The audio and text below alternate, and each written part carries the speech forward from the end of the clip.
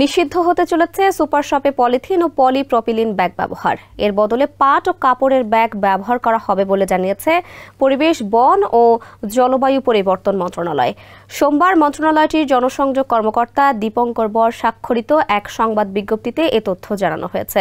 পরিবেশ, বন ও জলবায়ু পরিবর্তন উপদেষ্টা সৈয়দা রিজওয়ানা হাসান জানান, 1 অক্টোবর থেকে সুপার শপে কোনো পলিথিন, শপিং ব্যাগ ও পলিপ্রপিলিনের ব্যাগ রাখা যাবে না এবং ক্রেতাদের দেওয়া যাবে না। বিকল্প হিসেবে সকল সুপার শপে বা এর সম্মুখে পাট ও কাপড়ের ব্যাগ ক্রেতাদের ক্রয়ের জন্য রাখা হবে। এখানে তরুণ বা শিক্ষার্থীদের সম্পৃক্ত করা হবে।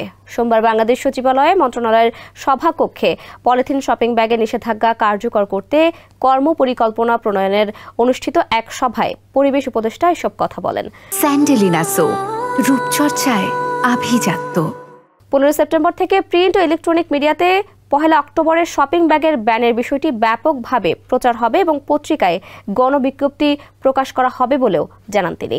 বস্ত্র ও পাট মন্ত্রণালয় 1 সপ্তাহের মধ্যে সকল সুপার শপের সঙ্গে সভা করে পাটের শপিং ব্যাগের সরবরাহ নিশ্চিতে প্রয়োজনীয় ব্যবস্থা গ্রহণ করবে বলেও জানান পরিবেশ, বন ও জলবায়ু পরিবর্তন উপদেষ্টা সৈয়দা রিজওয়ানা হাসান।